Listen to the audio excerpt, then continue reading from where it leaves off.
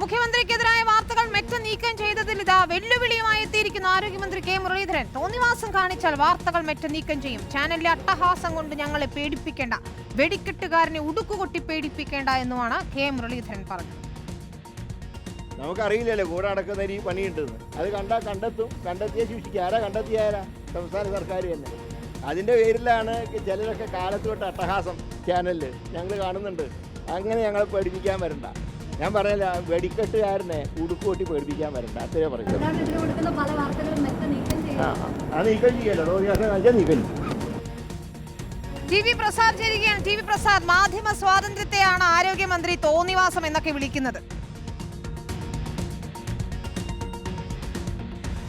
വിനീത, മറ്റൊന്നും പറയാനില്ലാത്തപ്പോഴായിരിക്കും ഒരുപക്ഷെ ഇങ്ങനെ പറയേണ്ടി വന്നത് എന്നുള്ളതാണ്. മുഖ്യമന്ത്രിയുടെ കൂടെയുള്ള, മുഖ്യമന്ത്രിയുടെ ഏറ്റവും അടുത്ത സുഹൃത്ത് 136 ഗ്രാം MDMA പിടികൂടിയപ്പോൾ അത് വാർത്ത കൊടുത്തത് നീക്കം ചെയ്യുകയാണ് മെറ്റ. ആ സമയത്താണ് ഈ രീതിയിലുള്ള ഒരു പ്രതികരണം മന്ത്രി കെ മുരളീധരനിൽ നിന്ന് ഉണ്ടാകുന്നത് എന്നുള്ളതാണ് വിനീത. അതിനർത്ഥം മുഖ്യമന്ത്രിയുടെ കൂടെയുള്ള ആളുടെ കയ്യിൽ നിന്ന് MDMA പിടിച്ചാൽ അത് വാർത്ത കൊടുക്കണ്ട എന്നാണോ? അതിൽ എവിടെയാണ് അട്ടഹാസമുള്ളത് എന്നുള്ളതാണ് ആർക്കും മനസ്സിലാകാത്തത്. അത് വാർത്ത കൊടുത്തതിൻ്റെ പേരിൽ മെറ്റയിൽ സ്വാധീനിച്ച് കേന്ദ്ര സർക്കാരിൽ സമ്മർദ്ദം ചെലുത്തി അത് പിൻവലിപ്പിക്കുകയാണ്. അതായത് മുഖ്യമന്ത്രിക്കെതിരായ വാർത്തകളെ, സംസ്ഥാന സർക്കാരിനെതിരായ വാർത്തകളെ പൂർണ്ണമായും പിൻവലിപ്പിക്കുന്നു. അതിൻ്റെ കൂടെയാണ് അട്ടഹാസമെന്നും പേടിപ്പിക്കണ്ട എന്നൊക്കെയുമുള്ള പിന്തുണയുമായി മന്ത്രി കെ മുരളീധരൻ വരുന്നത് എന്നുള്ളതാണ്.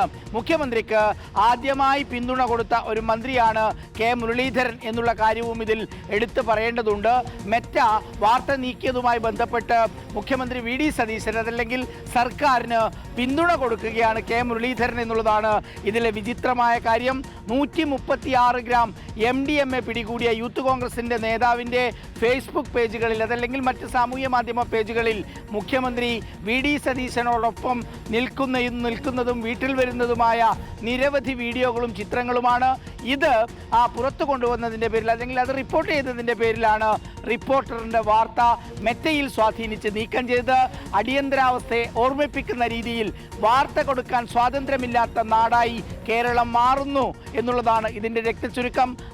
അതിനെ പിന്തുണയ്ക്കാനും ആളുണ്ട്. അതാണ് കെ മുരളീധരൻ്റെ പ്രസ്താവനയിലൂടെ മനസ്സിലായത് വിനീത.